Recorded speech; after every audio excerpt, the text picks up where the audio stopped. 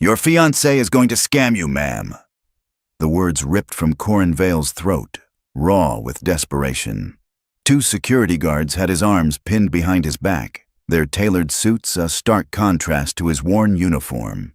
They dragged him across the polished granite floor of the Mercer Innovations lobby, his work boots skidding uselessly. 50 feet away, she stood frozen. Ava Mercer, the CEO, an untouchable figure from corporate photos, now staring at him, her face a mask of cold shock. Beside her, Cedric Voss clutched her arm, his handsome face a perfect picture of concern. "Let me go!" Corin shouted, twisting in their grip. "You have to listen! The documents, I have them!" One of the guards grunted, applying more pressure. "Just keep walking, buddy." "Ma'am, please!" Corin's voice cracked. He saw the shock in Ava's eyes curdle into raw fury. Humiliation. He was a disruption to the most important day in her company's history. Cedric leaned in, whispering in her ear, his hand moving to her back in a gesture of soothing protection. He was playing his part perfectly. "The Japanese contract," Corin yelled as they neared the heavy glass doors. "It's a shell company. He's stealing everything." Ava took a half step forward, but Cedric's gentle pressure held her in place. Her jaw tightened, her expression hardening into a resolute, glacial anger. She turned away, a queen dismissing a peasant, and the guards shoved Corin through the doors and out into the biting morning air. He stumbled, catching his balance on the cold pavement. "Stay away from this building," one of them snarled. "You're fired. Got it?" Fired. The word barely registered. All he could see was Ava's back as she disappeared into the building, her hand tucked safely in the arm of the man who was about to destroy her. The ink-stained papers inside his jacket felt as useless as a handful of ash. It had started 12 hours earlier, in the silence of the 47th floor. The night shift was Corin's sanctuary, a quiet world where he could be invisible. His real world, the one his universe orbited, was his daughter, Willow. She was 9, with a laugh that could shatter his deepest anxieties and eyes that held a galaxy of questions. She also had a rare genetic disorder, a cruel typo in her cellular code that left her perpetually fragile. Their only real hope lay within these very walls, in the groundbreaking gene-editing therapies Mercer Innovations was pioneering. It was the only reason he'd taken this job, to be close to the one place on Earth that might save her. That night, he'd been clearing a temporary office Cedric Voss had been using. As he lifted the liner from a wastebasket, he saw it. A thick sheaf of papers, crumpled in frustration. Dark blue ink had bled across the top page, rendering it illegible. A careless mistake for a man who could simply hit print again. Corin was about to toss the bundle into his bin when the characters caught his eye. They weren't English. They were Japanese. A dull ache bloomed in his chest, a familiar ghost. His late wife, Anya, had been a linguistics professor. She had filled their small apartment with its sounds, its beautiful, intricate symbols. She had taught him patiently, whispering the words in his ear. In the lonely years since she'd been gone, he'd kept it up, reading her old books, keeping that part of her alive in him. Now, standing in the sterile quiet of the office, Anya's gift came rushing back. He smoothed the crumpled pages on his cart. The ink had ruined the first page, but the rest were mostly clean. He began to read. It was a contract, a merger agreement. He recognized the name of the Japanese conglomerate. But as he read deeper, the meaning became brutally clear. All patents, research data, and intellectual property listed in Appendix A, transferred in full to Kageyama Holdings. His heart began to hammer against his ribs. This wasn't a partnership. It was a gutting. He flipped to the appendix. Patent after patent was listed, including the revolutionary CRISPR-M therapy, the one that held the key to Willow's future. It was all being handed over. But the final page was the one that made the air freeze in his lungs. It was a signatory page for Kageyama Holdings.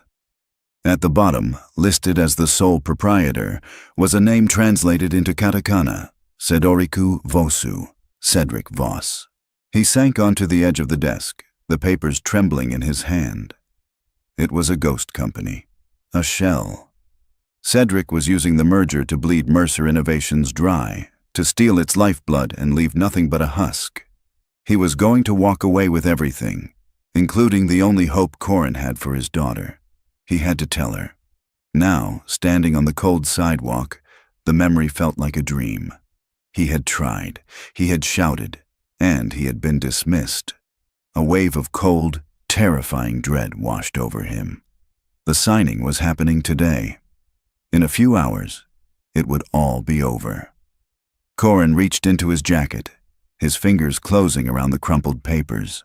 It was his word against a billionaire's, a janitor against a prince. He looked up at the gleaming tower of glass and steel, a monument to a legacy Cedric was about to burn to the ground. He had to get back in. He had to make her listen, for her sake and for Willow's. The rage was a physical thing, a hot, tight coil in Ava Mercer's stomach. She stood in her penthouse office, the city spread out beneath her, but all she felt was the searing heat of humiliation. "In my own lobby," she said, her voice dangerously low, pacing the length of the Peruvian wool rug. Cedric Voss moved toward her, his expression a perfect blend of sympathy and anger. "Darling, it's not your fault," he murmured, taking her hands. "The man is clearly unstable. Security is dealing with him." "Dealing with him?" Ava pulled her hands away. "He should be arrested. What on earth was he talking about? A shell company?" Cedric let out a short, dismissive laugh. "Ava, he's a janitor. He probably found a draft of a distribution agreement, misunderstood it, and cooked up some wild fantasy to get a payday." "A janitor who speaks fluent Japanese?" Ava shot back, her mind racing. "It's a city of 8 million people," Cedric said smoothly. "It doesn't matter. What matters is that he tried to derail our morning, and we can't let him. The signing is at 2. This is just noise." But it felt like more than noise. It felt like a crack in the foundation. "I want to see him," Ava said, her decision crystallizing. "Bring him up here. I want to hear this fantasy for myself." Cedric's smile was indulgent. "If that's what you need to put this to rest, then of course." He touched the intercom. "Helen, have security bring Corin Vale to my office, now." The air in Cedric's office was thick with the scent of expensive leather and quiet power. Corin stood in the center of the room, flanked by the 2 guards. He felt small, out of place. Ava sat in a leather armchair, her posture ramrod straight, while Cedric lounged against his enormous mahogany desk. "Mr. Vale," Ava began, her voice as cold and sharp as ice. "You caused a significant disturbance. I'm giving you one opportunity to explain yourself before I have you charged."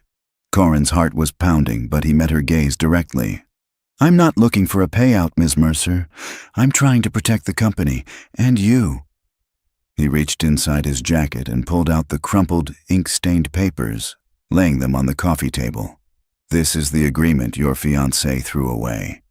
It's a transfer of all your assets. The patents, the research, even the CRISPR-M project." Cedric picked up the papers with mild curiosity, then chuckled and tossed them back on the table. "As I suspected, an early draft of a regional distribution agreement. The language is standard boilerplate. He's misinterpreted it." "I haven't misinterpreted anything," Corin said, his voice gaining strength. "It lists you as the sole proprietor of Kageyama Holdings." Cedric raised a perfectly sculpted eyebrow. "It lists a placeholder name, an example. Honestly, Ava, this is absurd." He turned his focus on Corin. "Where did a man on the night crew learn to read complex legal documents in Japanese anyway?" "My wife taught me," Corin said, his throat tightening.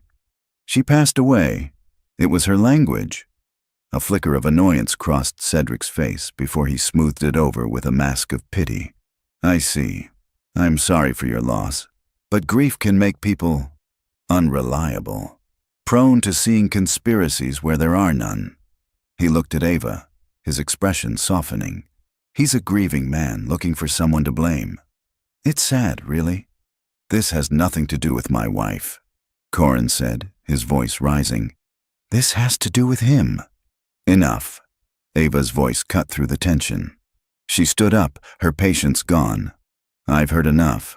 You come into my company, you slander my fiancé, and you wave around a piece of trash as proof? She walked toward him, her eyes blazing. You're fired, Mr. Vale. If you ever set foot on this property again, I will have you arrested. Are we clear? Defeat washed over him, heavy and suffocating. He had failed. Yes, ma'am, he whispered. The guard stepped forward, gripping his arms. As they turned him to leave, a final, desperate thought surfaced. Willow. He stopped, pulling against their grip to look back at Ava. I didn't do this for money, he said, his voice thick with emotion. I did this for my daughter, for Willow, the cure, the CRISPR-M therapy. It's her only chance. He saw it then. The glacial anger in Ava's expression faltered. A flicker of recognition crossed her face. The patient outreach gala last spring. A sea of polite faces, and then this one little girl in a pink sweater who had peppered Ava with brilliant questions about gene splicing. Ava had been floored by her intelligence, her hope.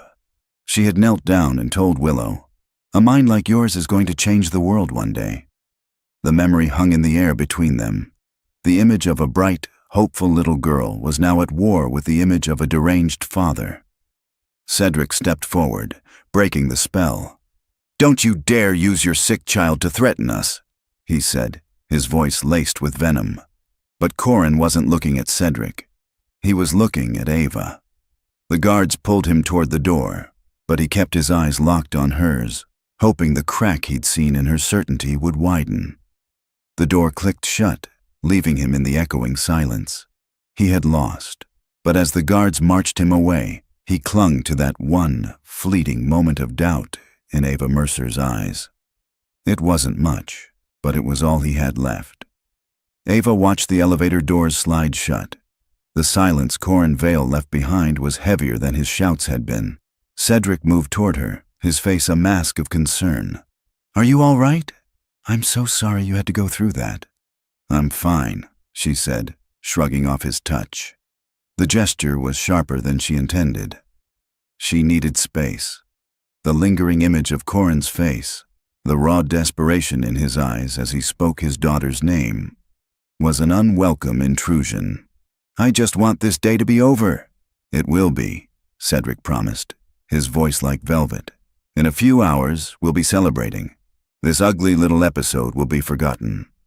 His efficiency should have been comforting. Instead, it felt cold. "Don't you dare use your sick child to threaten us." The words echoed in her mind. Corin's plea hadn't sounded like a threat. It had sounded like a prayer. Back in her own office, Ava tried to focus on the merger documents laid out on her glass desk. This was her world. Logic, data, contracts vetted by the best legal minds. A janitor's wild theory, based on a piece of trash, was not. Her gaze drifted to the corner of her desk where her assistant had placed the crumpled, ink-stained papers, ready for the shredder. She reached for them, intending to destroy the last remnant of the morning's chaos. But her fingers stopped. She smoothed out the pages. The Japanese characters stared up at her, a language she didn't understand, holding a secret she couldn't shake. "He's misinterpreted it," Cedric's voice.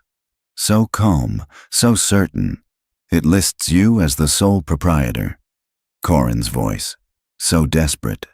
One of them was lying. For the first time, Ava allowed a sliver of a thought into her mind. What if it wasn't the janitor? She folded the papers and slid them into her briefcase. "Helen," she said into the intercom, her voice perfectly level. "Cancel my 1 o'clock, and I need the private number for Dr.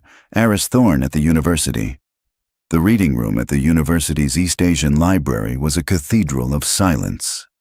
Dr. Thorne, a man whose tweed jacket and gentle eyes had remained unchanged since he was her undergraduate mentor, looked at the papers she'd spread across the heavy oak table.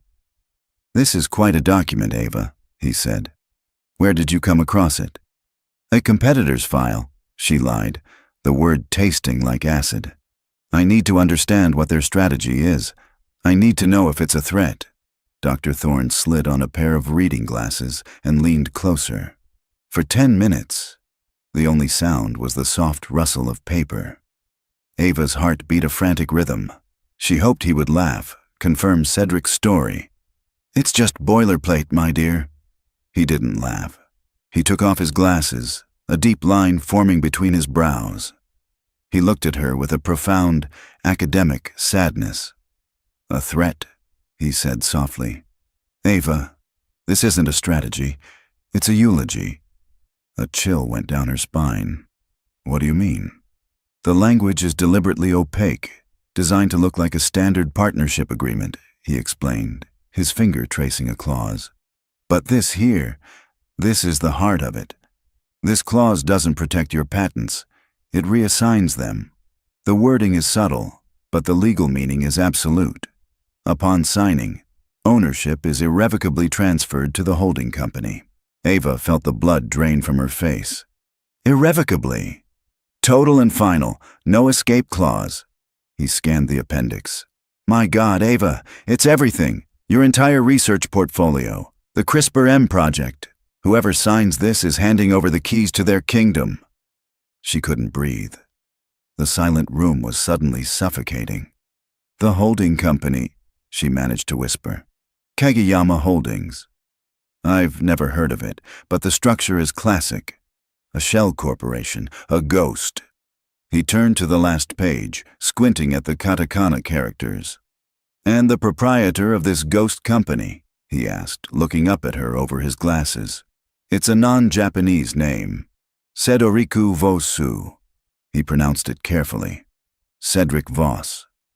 The name, spoken in this quiet, sacred space, was a gunshot. The truth hit her like a shard of ice to the heart. Every smooth reassurance, every loving touch, every promise. It was all a lie, a performance. He wasn't building a life with her. He was digging her grave. She had stood in that office and fired the one man who had tried to save her, while the real villain was holding her hand. She gathered the papers, her movement stiff. "Thank you, Aris," she said, her voice a strained whisper. She walked out of the library and into the jarring noise of the city. The world looked the same, but it was entirely different now. She was standing in the ruins of her own life. The anger came then, cold and pure, a diamond-hard fury that burned away the shock and the grief. He wasn't just going to fail. She was going to make him wish he'd never heard the name Ava Mercer. She pulled out her phone, her fingers flying across the screen. She didn't call her head of security. She didn't call her board. She called HR. "This is Ava Mercer," she said, her voice devoid of all emotion. "I need the home address for a recently terminated employee. His name is Corin Vale." Corin's apartment was on the 3rd floor of a walk-up in a neighborhood that time had largely forgotten. The buildings were brick, sturdy, and unadorned, a world away from Ava's life of steel and glass. She felt the stares of neighbors as she stepped out of her chauffeured sedan, her tailored suit as out of place as a palm tree in a snowstorm. She found apartment 3B and hesitated, her hand hovering over the door. What was she going to say? "I'm sorry I destroyed your life this morning, but it turns out you were right, and now I need your help." It sounded insane. It was insane. She took a breath and knocked, the sound unnaturally loud in the quiet hallway. The door opened a few inches, held by a chain. Corin Vale's face appeared in the gap. His eyes, already shadowed with exhaustion, widened first in shock, then narrowed into a hard, protective glare. "What are you doing here?" he asked, his voice low and hostile. He started to close the door. "Wait," Ava said, putting a hand flat against the wood. "Please, I need to talk to you." "We're done talking. You made that clear." "I was wrong," she said, the words feeling foreign and clumsy on her tongue. "You were telling the truth, about everything." The hostility in his eyes didn't vanish, but it was joined by a flicker of confusion. He said nothing, just stared at her. From behind him, A small voice piped up. "Dad, who is it? Is it the pizza guy?" Willow. Corin's body tensed, a father shielding his child from a threat. He opened the door just enough to step into the hallway, pulling it shut behind him. "You need to leave," he said, his voice a tense whisper. "Now." "5 minutes," Ava pleaded, desperation threading her voice. "That's all I'm asking for. If you still want me to leave after that, I'll go." He studied her face, searching for the trap. She held his gaze, trying to project the sincerity she felt, the raw, humbling terror that had taken root in her soul. Finally, with a weary sigh that seemed to carry the weight of the world, he unlatched the chain and let her in. The apartment was small but meticulously clean. It smelled of lemon polish and something warm and savory cooking on the stove. Books were everywhere, stacked on shelves, piled on end tables. Anya's legacy. In the middle of the living room floor, Willow sat surrounded by a colorful explosion of crayons and paper, her brow furrowed in concentration. She looked up as Ava entered, and her face broke into a sunny, gap-toothed grin. "I know you. You're the cell lady from the party." Ava felt a lump form in her throat. She forced a small smile. "That's me. And you're the expert on genetic markers?" "I'm drawing a picture of how the CRISPR therapy works," Willow announced, holding up a drawing of what looked like a pair of scissors snipping a strand of DNA. "See? It's like editing a typo in a really, really long book." "It's brilliant," Ava said, her voice catching. She looked at Corin, who was standing by the door, his arms crossed, his posture radiating suspicion. "Can we sit down?" They sat at a small kitchen table, the surface worn smooth with time. Willow went back to her drawing, humming softly. The sound was a stark contrast to the crushing tension between the two adults. "I'm sorry," Ava said, the words coming out in a rush. "For what happened this morning. In the lobby, in his office. I was arrogant and I was blind. There's no excuse for how I treated you. I am truly, deeply sorry." Corin's expression didn't change. "Why the change of heart? Did you find another piece of trash that convinced you?" The sarcasm was deserved. She met it without flinching. "I had the document translated by a trusted source, an expert. He confirmed everything you said. The shell company, the asset transfer." She leaned forward, lowering her voice. "He called it a corporate execution." For the first time, Corin's defensive shell cracked. He sank back in his chair, the fight draining out of him, replaced by a weary understanding. "So you know. I know that the man I was going to marry is a con artist. I know that he's been planning to steal my father's legacy and my company's future from under my nose, and I know that the only person who tried to stop him was you. And I fired you." She looked at her hands, resting on the worn table. "I don't know who to trust. My board, my COO, my legal team. He's been a part of this company for 2 years. I don't know who he's turned, who he's paid off. I'm completely surrounded." She finally looked up, meeting his tired gaze. "Which is why I'm here. I need your help, Corin." He let out a harsh, bitter laugh. "My help? You're the billionaire CEO. I'm the fired janitor. What could I possibly do to help you?" "You're the only person I know for a fact isn't on his side," she said simply. "You're smart. You saw what a dozen high-paid lawyers missed. And right now, you're invisible to him. He thinks you're a nobody. He thinks you've been dealt with. That makes you the most dangerous person I know." He was silent for a long time, watching his daughter draw. He looked at the hope and innocence on the floor, and then at the powerful, terrified woman sitting at his kitchen table. "Why should I?" he finally asked, his voice flat.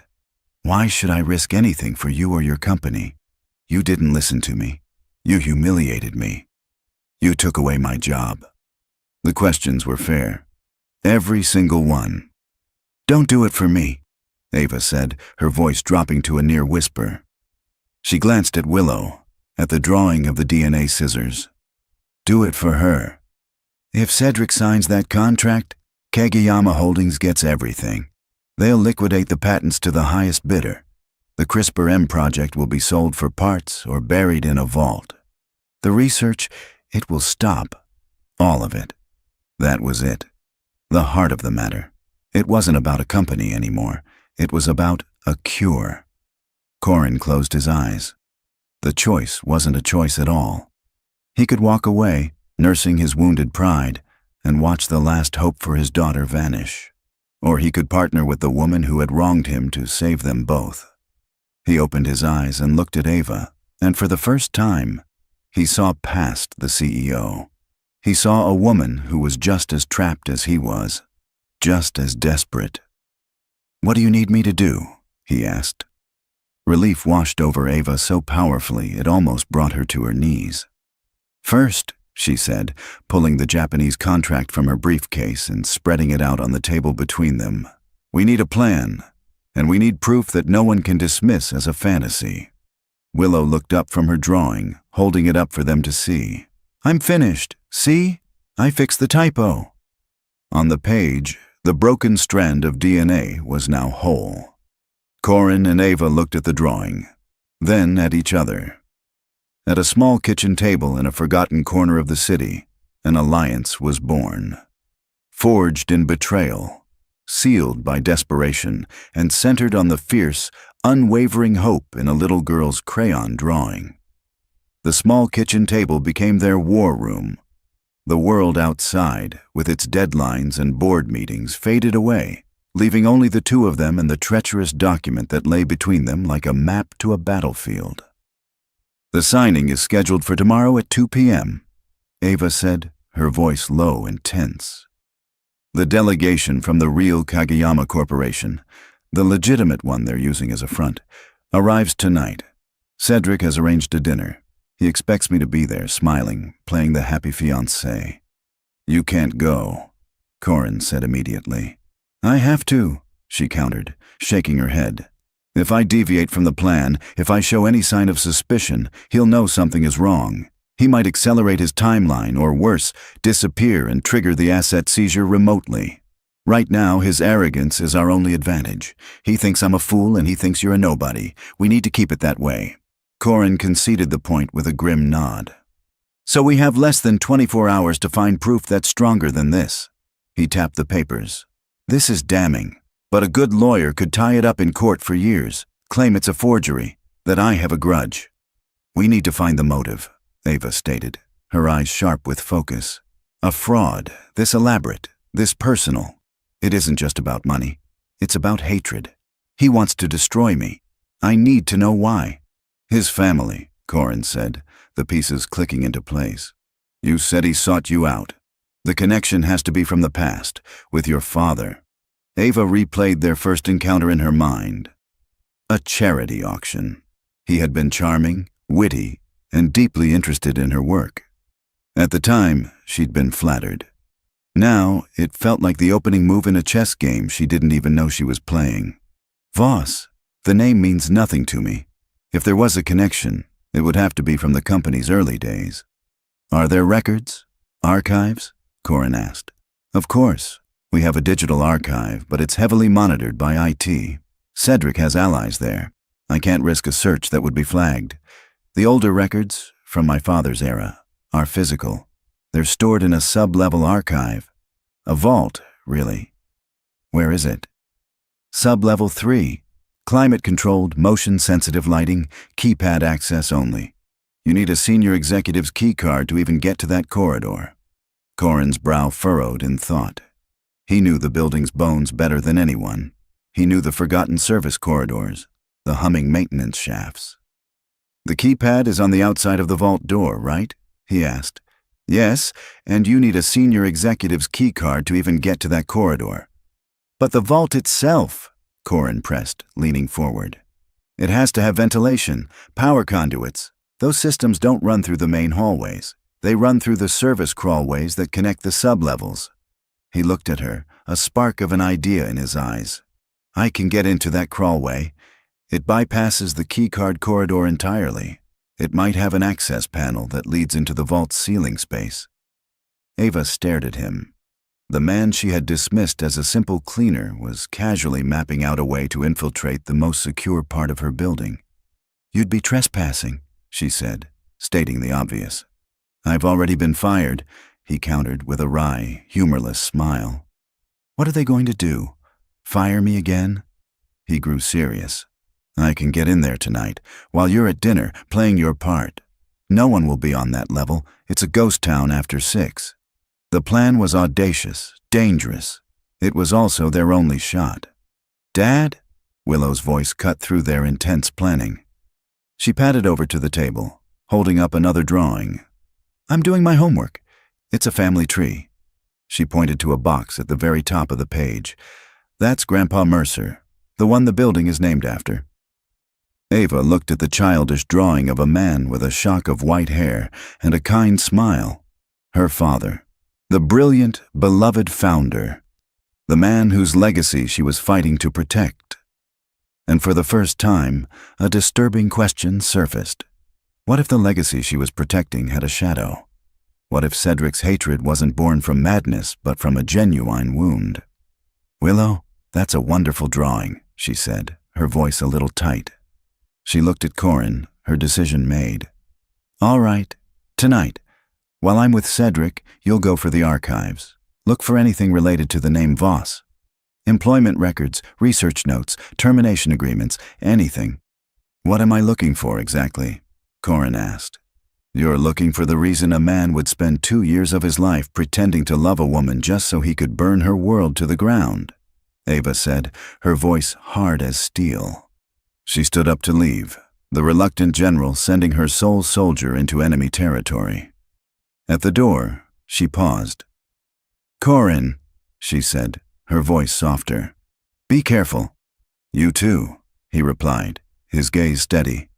"You're the one having dinner with the monster." She left his apartment and walked back into a world that no longer felt like her own. It was a stage, and she had her part to play. But tonight, while she smiled and raised a glass to a future that was a lie, a quiet man in a janitor's uniform would be moving through the shadows of her company, searching for a 30-year-old truth that could save them both. The hunt had begun. The restaurant was a symphony of hushed tones and clinking crystal. From her seat in the private dining room, Ava had a panoramic view of the city's glittering necklace of lights. It was the kind of place designed to make powerful people feel at ease, but for Ava, it was a gilded cage. "To a new era of innovation," Cedric said, raising his champagne flute. His smile was radiant, effortless. Across the table, the 2 Japanese executives, Mr. Tanaka and Mr. Ito, smiled and raised their own glasses. "To Mercer Innovations," Mr. Tanaka replied in carefully rehearsed English, "and to its visionary leader, Ms. Mercer." Ava forced her lips into a smile and touched her glass to theirs. The champagne was crisp and cold, but it tasted like poison. She could feel Cedric's knee pressing against hers under the table, a possessive, proprietary touch. Every instinct screamed at her to recoil, to throw the drink in his handsome, treacherous face. Instead, she took a delicate sip. "My father always believed that true partnership was built on a foundation of absolute trust," Cedric said, his gaze fixed on Ava, but his words intended for the room. The hypocrisy was so profound, it was almost breathtaking. Ava placed her glass on the table with a hand that was perfectly steady. "He was a wise man," she said, her voice smooth as silk. "He also believed that legacy isn't what you inherit, it's what you protect." A flicker of something unreadable passed through Cedric's eyes before his charming mask slipped back into place. The conversation flowed around her. Talk of market shares, distribution channels, and regulatory hurdles. It was the language she had spoken her entire life, but tonight it sounded like nonsense. Every polite nod, every feigned smile was a betrayal of the rage coiling in her gut. She was an actor in the final scene of her own tragedy, and she had to deliver a flawless performance. Miles away, in the cold, silent heart of the Mercer Innovations Tower, Corin Vale moved through the darkness. The air in the service crawlway was thick with the smell of dust and old machinery. A single bare bulb on his headlamp cut a sharp tunnel through the gloom, illuminating a tangled web of pipes, conduits, and ventilation ducts. He moved with a quiet, practiced confidence. This was his world. He knew the building's secrets, the groans of its settling foundation, the hum of its electrical lifeblood. Following the map he had sketched from memory, he found the main ventilation shaft for the third sublevel. Above him was a large, grated access panel, held in place by 4 rusted bolts. His heart hammered against his ribs as he worked. The sound of his wrench turning the bolts seemed to echo in the vast emptiness of the building. One by one, they groaned and gave way. He slid the heavy grate aside and peered down. Below him lay the archive vault. Rows upon rows of tall industrial shelves stretched into the dimness, packed with identical cardboard boxes. It was a library of secrets. The motion-sensitive lights were off, leaving the room in a deep, expectant twilight. He was in. He uncoiled a length of rope from his pack, secured it to a thick pipe, and lowered himself down, his boots touching the cold concrete floor with barely a sound. The moment he moved away from the rope, the lights flickered on with a soft hum, bathing the room in sterile white light. He froze, every muscle tensed, listening. Nothing, just the faint buzz of the fluorescent bulbs. He was a ghost in the machine. He had to work fast. The boxes were labeled by year. He started at the beginning, the founding of the company 30 years ago. He ran his fingers along the spines of the boxes, his breath misting in the cool air. His target was simple: personnel files. He pulled down a heavy box labeled Personnel, M to Z, Founding Year. His hands, rough from years of physical work, felt clumsy as he untied the twine and lifted the lid. The files inside were brittle with age, the air filled with the scent of old paper. He flipped through them, his eyes scanning the names. Miller, Roth, Sinclair, Taylor. And then he saw it. Voss, Alaric, Ph.D. His breath caught. He pulled the file. It was thin. He opened it, and a black and white photograph stared up at him. A man with intense, intelligent eyes, a sharp jawline, and dark hair. He was younger, but it was unmistakably Cedric's father. Corin's hands trembled slightly as he read. Dr. Alaric Voss, hired as a senior genetic engineer, multiple commendations for innovative and revolutionary research. There was a faded internal memo, signed by Ava's father, praising Dr. Voss's work as the future of the company. They were partners, or, at the very least, a brilliant scientist and his visionary backer. He dug deeper. Tucked at the very back of the file was a single, stark document. A termination notice. He scanned the dense text. Reason for termination: breach of contract. Citing irreconcilable disputes over intellectual property ownership and unauthorized attempts to secure independent patents for company-developed research. It was the official story, the corporate-approved narrative. Alaric Voss, the brilliant scientist, had gotten greedy and been fired for it. But Corin knew, with a certainty that settled deep in his bones, that this was the lie. This piece of paper was the seed from which Cedric's entire revenge plot had grown. He slipped the file into his empty backpack. This was it. This was the proof they needed. As he closed the lid on the box, he heard it. A faint ding. The sound was distant but clear in the tomb-like silence of the sublevel. An elevator. Someone was coming. "You seem distracted tonight, darling." Cedric's voice was a low murmur in Ava's ear. Dinner was over, and they were sharing a car back to her penthouse. His arm was draped around her shoulders. She had to fight the urge to flinch away. "Just a long day," she said, staring out at the blurred city lights. "The merger. It's a lot to process." "It's the culmination of your father's dream," he said softly. He tilted her chin toward him, his expression one of deep affection. It was a flawless performance. "Our dream now."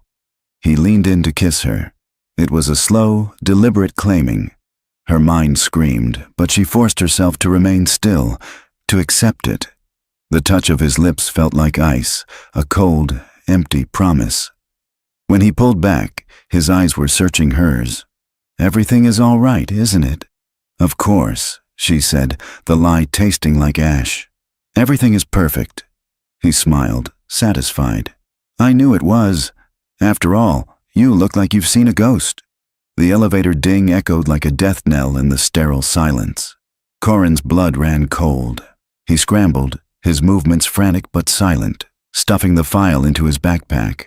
The vault was a trap, and the door was the only way out. Except for the way he'd come in. He sprinted to the rope, his sneakers making no sound on the polished concrete. He slung the backpack on and began to climb, muscles straining, his mind screaming. The motion-sensitive lights were a death sentence. Whoever was coming would see them from the corridor and know someone was inside. He was halfway up, his knuckles scraping against the rough ventilation grate, when the lights below him clicked off, plunging the vault into absolute darkness. For a terrifying second, he thought the power had failed, but then he understood. The timer. He had been still for too long while reading the file, and the system had reset. It was a miracle, a tiny, accidental grace. He held his breath, dangling in the dark. Below, he heard the faint scuff of shoes on the corridor floor, followed by a low murmur. A security guard speaking into his radio. "Yeah, all quiet on sub-level 3, doing a spot check on the archive perimeter. Over." The footsteps grew louder, passed directly beneath the vault, and then began to fade. Corin didn't move. He didn't breathe. He counted to 100, his heart hammering a frantic rhythm against the silence. When he was sure the guard was gone, he pulled himself the rest of the way up and through the access panel. He slid the heavy grate back into place, his hands shaking so badly he could barely tighten the bolts. Then he fled, a ghost melting back into the building's mechanical arteries. The truth a heavy weight on his back. A ghost?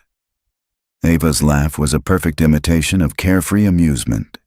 It was the most difficult sound she had ever produced. She tilted her head, letting it rest against the cool leather of the car seat, and looked at Cedric, maybe the ghost of my father, smiling down on us. He always wanted this company to have a global reach. The deflection worked.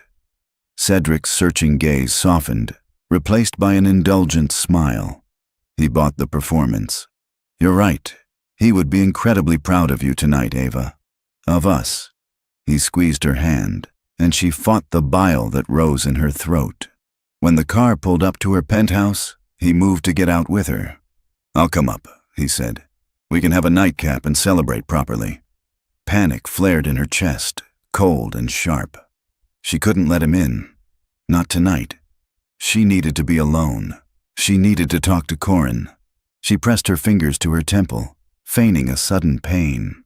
"Oh, Cedric, I don't think I can. The stress of the day. I have a splitting migraine. All I want is a dark room and a few hours of sleep before the board meeting tomorrow." He looked disappointed, but a flicker of understanding crossed his face. "Of course. Get your rest." He leaned in and kissed her cheek. "Tomorrow, all your worries will be over. I promise." The moment his car disappeared around the corner, she sagged against her building's marble facade, a shudder racking her body. Inside her dark apartment, she pulled out a small, featureless burner phone. She dialed. It rang twice. "Did you get out?" she whispered. "I'm out." Corin's voice came back, steady and low. "And I have it." Relief hit her so hard her knees felt weak. The Red Comet Diner, on 6th, 30 minutes. Tucked into a worn vinyl booth in the back corner, Ava and Corin looked like two travelers from different planets. Without a word, he slid the thin manila folder across the table. Her hands trembled as she opened it. The photo of Alaric Voss was jarring. He had Cedric's eyes, that same burning intensity. She read the commendations, the glowing praise for his work, and her father's familiar, looping signature was like a punch to the gut. Then she read the termination letter. the cold, clinical language accusing this brilliant man of theft. It was also signed by her father. "He was betrayed," Ava whispered, tracing her father's name on the page. "And my father was the one who did it." The words felt like treason. The man she had idolized, the brilliant visionary, was a thief. The foundation of her life, of her company, was a lie. "It's the official story," Corin said gently. "It's not the whole story. This gives them a reason to fire him, but it doesn't prove your father stole his research. We need more." "What more is there?" she asked, a sense of hopelessness creeping in. "When I was in the vault, I saw other boxes," Corin said, his voice dropping lower. "Not personnel files, project archives, labeled with old code names. One of the commendations in this file mentioned something called Project Chimera. I think I saw a box with that name on it." Ava's head snapped up, her focus returning, sharp as a diamond. Project Chimera. That was the internal name for the foundational research, the original gene splicing technique. It's what everything else was built on. "Then that's where the proof is," Corin said, his gaze intense. "His original research notes, lab books, data. If his name is all over them and your father's isn't, then we have the truth. Irrefutable." She looked at him, the full weight of what he was suggesting settling upon them. "You want to go back in there?" "We have to," he stated simply. "It's the only way. But this time, we're not looking for a file. We're looking for a smoking gun." The fluorescent lights of the diner hummed above them. Outside, the city rumbled on, oblivious. But inside their small booth, the new battle plan was drawn. It was no longer enough to stop a fraud. Now they had to uncover a 30-year-old sin, buried deep in the heart of her own company. And they had to do it before the clock ran out. "My father—" Ava's voice was barely a whisper, the sound swallowed by the diner's cheap Formica tabletop. "He built an empire. I spent my whole life believing it was a monument to his genius. What if it's a tombstone for a man he destroyed?" Corin looked at her, seeing past the CEO to the daughter whose world had just been fractured.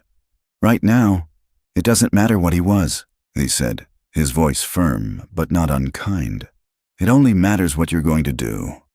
We can't change the past, but we can still stop Cedric from winning the future."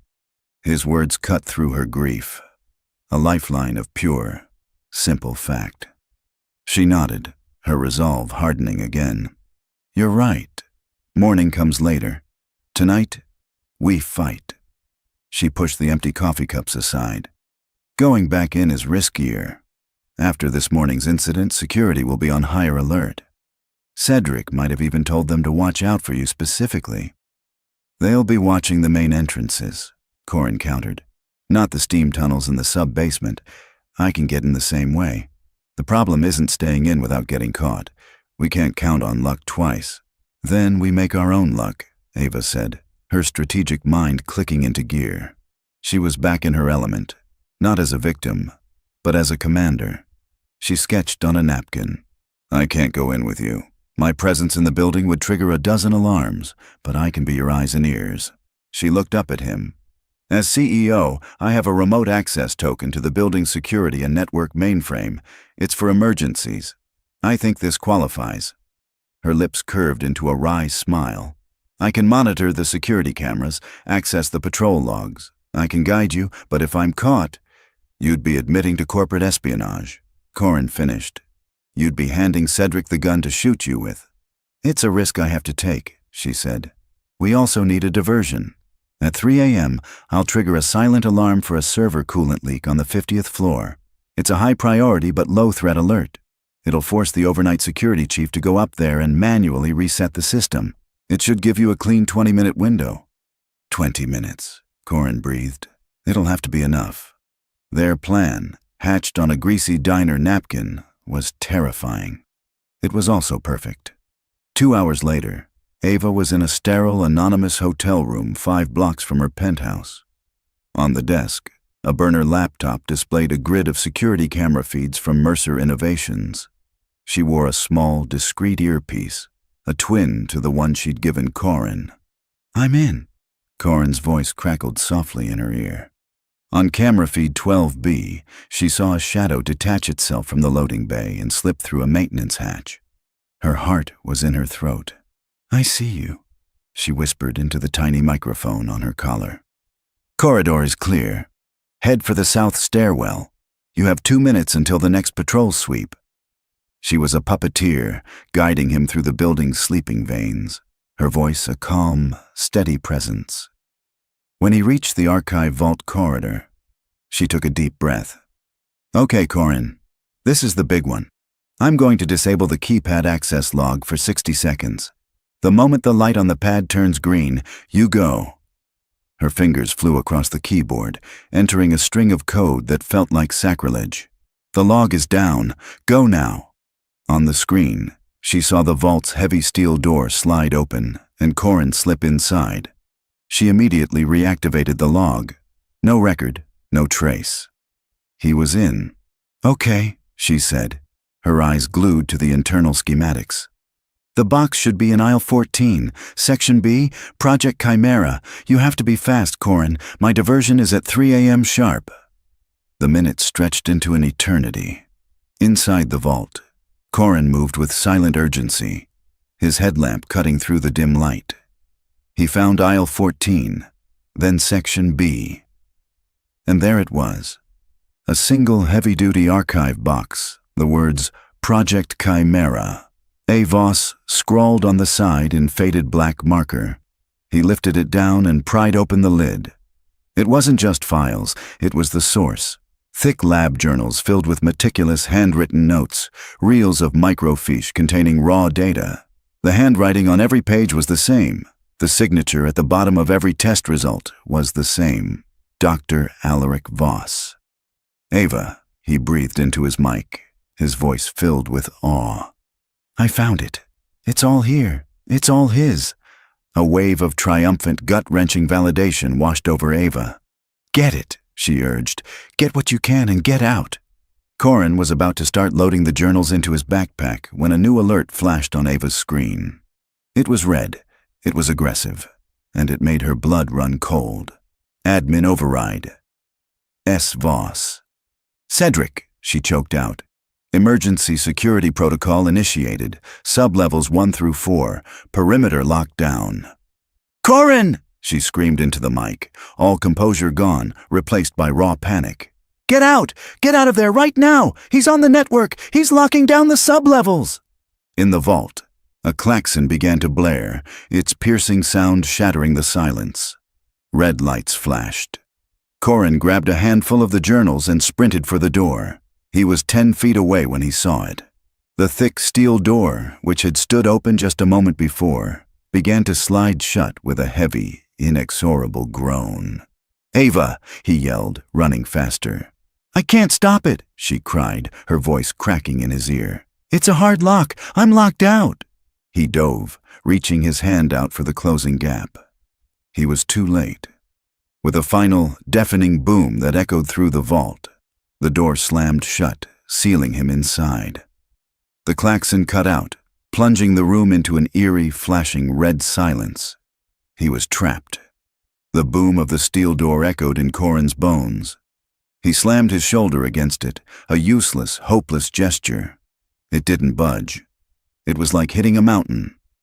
The flashing red emergency lights painted the room in a hellish, pulsating glow. "Ava? Ava, can you hear me?" he yelled, his voice tight with rising panic. "I hear you, Corin." Her voice crackled in his ear, laced with a frantic energy. "I'm here. I'm trying to get back in, but he's locked me out of the system completely. He used a root-level admin key. I can't override it." Corin pressed his forehead against the cold steel of the door, taking deep, steadying breaths. Panic was a luxury he couldn't afford. "He knew," Corin said, the realization dawning. "This wasn't random. He was waiting for us. He set a trap." "He must have had a silent tripwire on the archive's network access," Ava said, her voice a torrent of frantic analysis. "He was notified the second I logged in. He let us get what we wanted, and then he sealed the tomb." Corin pushed himself off the door and scanned the room. The journals he had grabbed were scattered on the floor. The proof. Useless if it was buried with him. His gaze shot upwards to the dark square of the ventilation grate, 30 feet above. "The vent," he said. "It's the only other way out." "The rope is still on the other side of the door," Ava said, her voice tight with despair. "Corin, I'm so sorry. I led you into this." "No," he said, his voice hardening with resolve. "You got me to the truth. Now I have to get myself out." He looked around the vault, his mind no longer that of a victim, but of a problem solver. The room was filled with tall, heavy, industrial shelving units. They were bolted to the floor, but the shelves themselves were adjustable, held in place by thick metal brackets. "I have an idea," he said. "I'm going to have to build my way out." In his penthouse apartment, bathed in the cool blue glow of a bank of monitors, Cedric Voss took a slow sip of scotch. On one screen, he watched the red locked icon for the sub-level archive. On another, he saw the network log showing Ava's emergency access token being forcibly disconnected. He smiled. The janitor, or whoever it was a rat in a cage. He picked up his phone and dialed his head of security. "Frank," he said smoothly, "I just saw a network alert. Looks like a minor power surge might have tripped the emergency lockdown on the sub-level archives. No need to worry tonight, but I want a full sweep of that level first thing in the morning. Say 7 a.m. Let me know what you find." He hung up. The trap was set. The clock was ticking. "He's sending security." Ava's voice was strained in Corin's ear. 7 a.m., Corin. You have less than 4 hours. "It'll be enough," he said, grunting with effort. He had unbolted a heavy shelf from one of the units, using a wrench from his toolkit. He managed to prop it against the main shelving unit, creating the first rung of a makeshift ladder. It was unstable, but it was a start. "Okay, what do you see on the schematics for the ventilation system?" he asked, trying to keep his mind focused on the task. "It's a straight run for about 50 feet, then it forks," Ava replied, her keyboard clicking furiously. "You need to take the left fork. It leads to a maintenance shaft that runs all the way down to the sub-basement." He went back for another shelf, then another. He worked in a steady, focused rhythm, his movements economical, his mind clear. He was no longer Corin Vale, janitor. He was Willow's father, a man who would tear down walls with his bare hands to keep her safe. The climb was treacherous. The metal shelves were slick and offered poor handholds. Twice his foot slipped, sending a shower of rust to the floor below, his body swinging wildly before he found his grip again. He could hear Ava's sharp intake of breath in his ear each time. "Talk to me, Ava," he grunted as he reached for the next rung. "Keep me focused." "Willow loves stars," she said, her voice soft but clear. "At the gala, she told me she wants to be an astrobiologist. She asked if our gene editing tech could be used to help humans adapt to life on other planets. She's not just waiting for a cure, Corin. She's planning her future." The image of his daughter, reaching for the stars, flooded his mind. It was a jolt of pure adrenaline. With a final, desperate push, he reached the top of the shelving unit. He was level with the vent. He clung to the metal frame, his muscles screaming, and reached for the grate. It slid aside. Cool, dusty air washed over his face. Freedom. He pushed the backpack, heavy with Alaric Voss's life's work, into the vent first. Then, with the last of his strength, he hauled himself up and into the tight, dark space of the crawlway. He lay there for a moment, his chest heaving, the sound of his own ragged breath loud in his ears. He was out of the vault. "I'm in the vent," he whispered into the mic. He heard a choked sound in his ear. A half-sob, half-laugh of pure relief from Ava. "Copy that," she said, her voice thick with emotion. "You're out. Now, let's get you home." He wasn't safe yet. He was still deep in enemy territory. He had the proof, but the sun would be rising soon, and with it would come Cedric's guards. The race wasn't over. It had just entered its final, desperate lap. The crawl space was a maze of suffocating darkness and sharp-edged metal. Guided by Ava's calm, disembodied voice, Corin navigated the labyrinth, his body aching, his lungs burning with dust. He was moving toward the sub-basement when her voice crackled with a fresh urgency. "Corin, stop! There's movement on the level below you. The morning maintenance crew is starting early." He froze, his headlamp illuminating a junction of two large ducts. "Where do I go?" "There's an old service chute about 20 feet ahead of you," she said, her keyboard clicking. "It's a straight drop to the main incinerator room in the sub-basement. It hasn't been used in years, but the schematics say it's clear." He found the chute, a square of deeper blackness in the floor. He dropped the backpack first, listening to it thud softly on the pile of dust and debris 2 stories below. Then, he swung his legs in and slid, the ride a jarring, scraping rush that ended with him tumbling out into the cavernous, silent incinerator room. He was out. He grabbed the backpack and melted into the shadows, making his way to the service exit he knew was never watched. As he pushed the heavy door open, the first pale gray light of dawn spilled into the corridor. He stepped out into the cool morning air, a ghost returning to the world of the living. He was exhausted, bruised, and filthy, but in the backpack he carried a 30-year-old truth that was about to see the sun. They met in a place from Ava's past, a small, sparsely furnished apartment near the university that she'd kept for years, a relic of a simpler life. It was her sanctuary, a place Cedric Voss didn't know existed. The sun was streaming through the windows as they carefully laid the journals out on a coffee table. The pages were filled with Alaric Voss's elegant, precise handwriting. Complex equations and brilliant hypotheses were interspersed with dated notes of progress. On every page, there was a meticulous record of his work on Project Chimera. "There's nothing here from my father," Ava said, her voice hollow as she turned a page. "No notes in the margins, no co-signatures, nothing. It was all Alaric." She picked up the termination letter and held it next to one of the journals. 2 documents, 1 truth and 1 lie, both authorized by her father's hand. The grief she felt was sharp and disorienting. She wasn't just mourning the father she had lost years ago. She was mourning the man she had believed him to be. "He did it," she whispered, more to herself than to Corin. "He saw this brilliance, and instead of championing it, he stole it.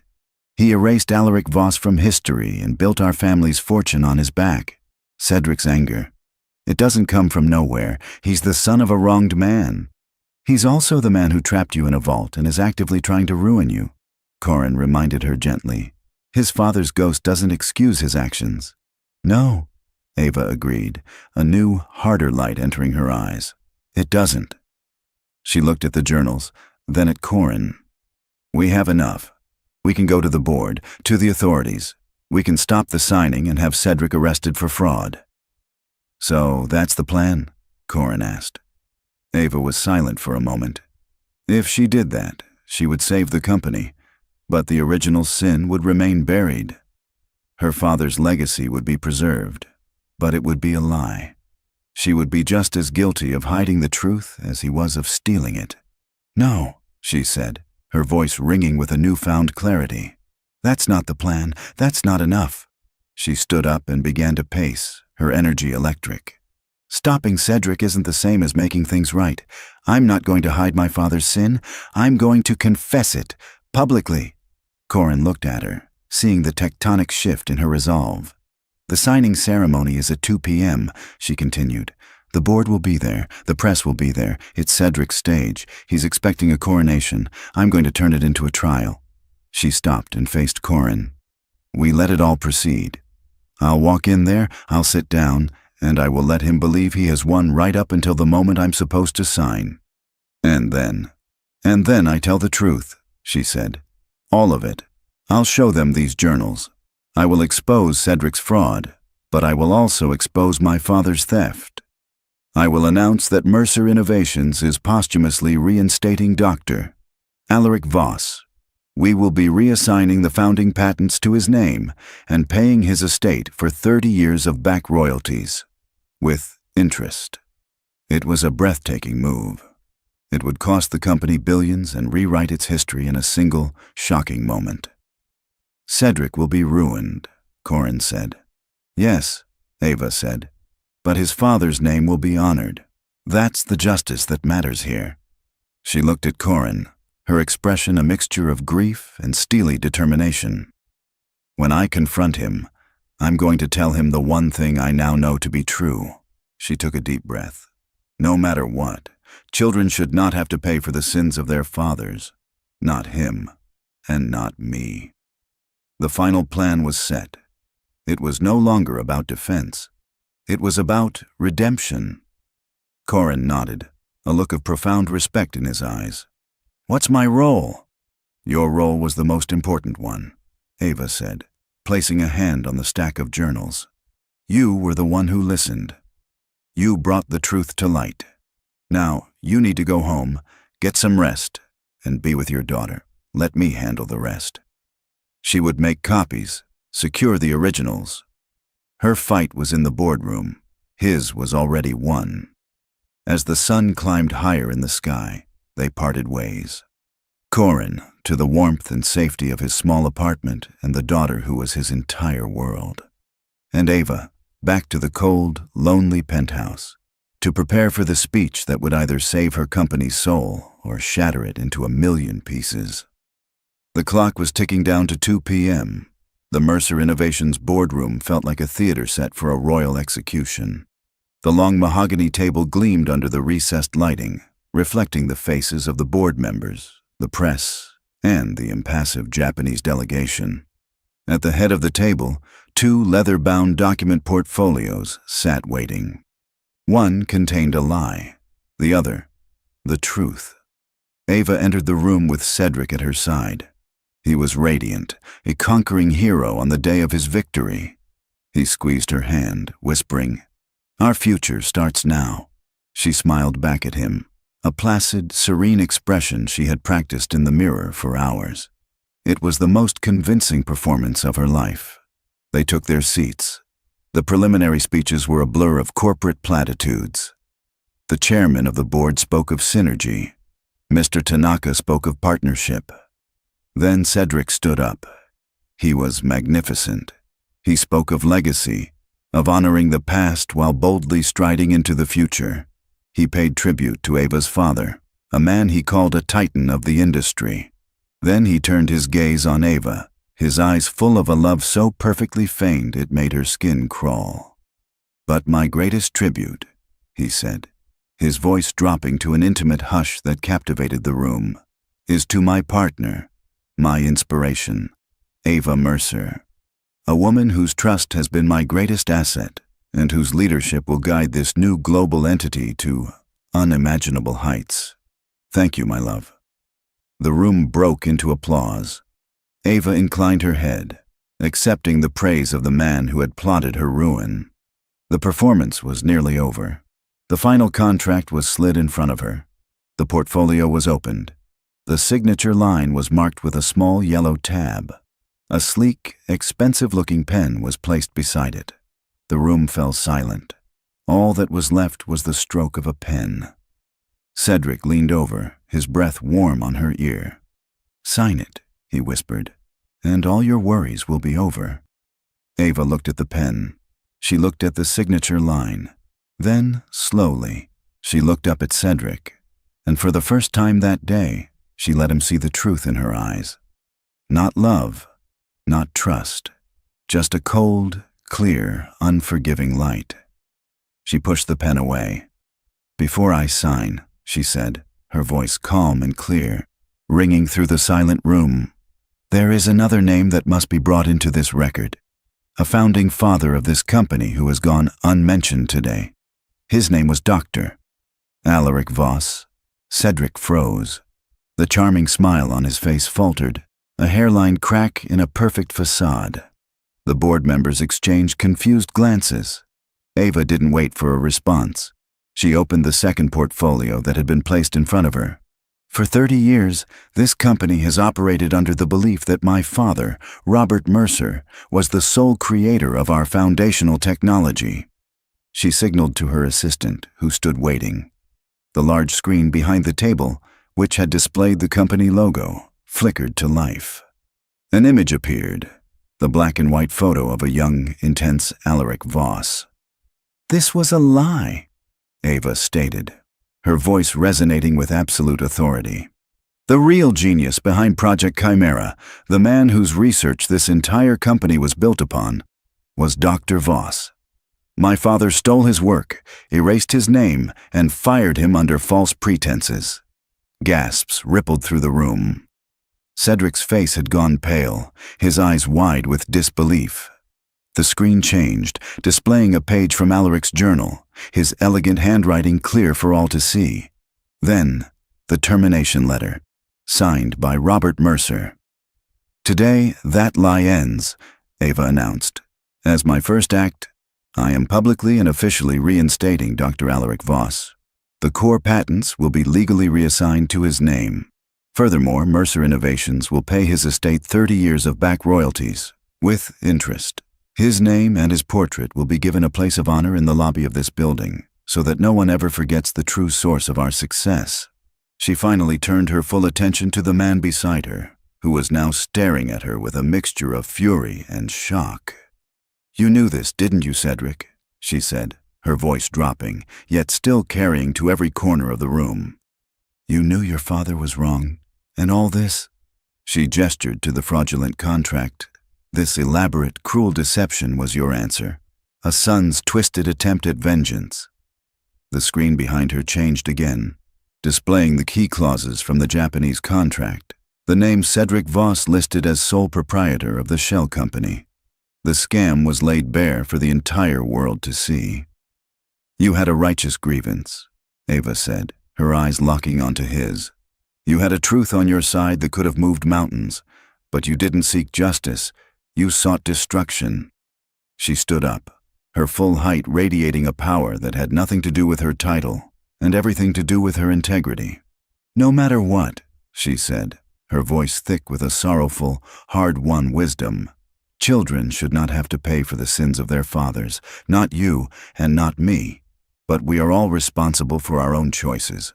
And you, Cedric, chose revenge over justice, and that is a price you will have to pay yourself." As if on cue, two plainclothes detectives stepped forward from the back of the room. Cedric lunged to his feet, his face a mask of pure hatred. "You!" he spat at her, all charm gone, leaving only the ugly truth beneath.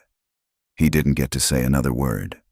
The detectives were on him, and in a flurry of quiet, efficient movement, he was handcuffed and led out of the room, his life's grand performance ending in a silent, ignominious exit. 6 months later, the lobby of the newly rechristened Voss Mercer Innovations building was filled with a quiet, respectful light. On a prominent wall, a large, handsome portrait of Dr. Alaric Voss now hung opposite the one of Robert Mercer. Below it, a plaque detailed his foundational contributions to the field of genetics. Ava stood with Corin and Willow, looking up at it. The scandal had been immense, but the company had weathered it. Rebuilt on a foundation of truth, it was stronger, its mission clearer than ever. "He has your eyes," Willow said, looking from the portrait to a framed photo of Cedric in a newspaper clipping about the trial. "He does," Ava said softly. She had made sure the world knew Alaric's story, but she had taken no joy in Cedric's downfall. Corin, who now served as the head of the company's new Ethics and Archives department, put a gentle hand on his daughter's shoulder. "Ready to go?" "Almost," Willow said. She turned to Ava, her own eyes bright with an excitement that was contagious. "Is it true? Am I really on the top of the list for the new trials?" Ava crouched down, meeting the little girl's gaze. The CRISPR-M program, now ethically managed and fully funded, had produced a therapy with astounding results. "The very top," Ava confirmed, her voice thick with emotion. "A mind like yours has a lot of world-changing to do. We need you healthy." Willow threw her arms around Ava's neck, a hug of pure, unadulterated hope. Over her shoulder, Ava's eyes met Corin's. In his gaze, she saw no trace of the defeated janitor from that first terrible morning.